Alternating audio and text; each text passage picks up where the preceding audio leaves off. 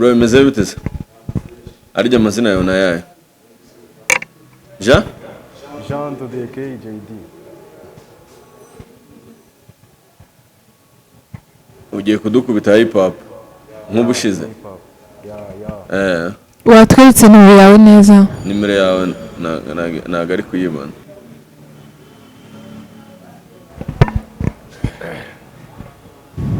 okay watangira tangira nta kibazo One day I'm gonna be okay. One day I'm gonna be okay. Yeah. One day I'm gonna be alright. Buri kibazo mfite gisubizwe. Yeah. One day I'm gonna be okay. Yeah. One day I'm gonna be okay. Yeah. One day I'm gonna be alright. Buri kibazo mfite gisubizwe. Yeah. One day I'm gonna be okay.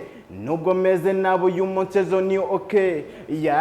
Nago wanseka ibuka ugitangira bafite amarira gahinda ku mutima byibura igihe nikiragera nawe ugeze nago kwino kwiyemera unyita umurara mwana wo kugasisi uyu munsi ni wowe ejo ningesha mu gashangiro yahunde ndimo ndiruka nyarubande nyamagumba naho magera mwibereshe ndirukanga ngo basanyine yabijana yabinyamamana mfasha we one day I'm gonna be okay one day I'm gonna be okay mama one day I'm gonna be okay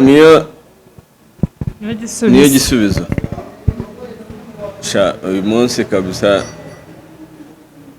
wihangane ntago ngiye nguhaye yes nguhaye hoya kubera ko impano muhanganye muri 22 hagomba kuvamo abantu 10 muri 12 bamaze gutambuka hano abantu batyaye cyane ku buryo ntabona uko njya kuguhanganisha nawe ngiye niko mbyumva reka twizere ko uzaza wabikoze kandi wateguye ibintu byiza cyane ku buryo uzabona amahirwe nawe yo kuba wajya muri abo bantu 10 ukwezi gutaha tariki ya mbere tuzandika abandi bagomba kujya mu marushanwa nkeka ko uramutse ugarutse ikindi kandi umuraperi wese aba akeneye swag sibyo ukeneye kuba ufite swag sinzi kuntu ubwa mbere waje umeze fresh ariko ubu ngubu wampinduriye sinzi kuntu byagenze ariko man I'm believing you next time ko uzabikora birenze ibi ngibi to sibyo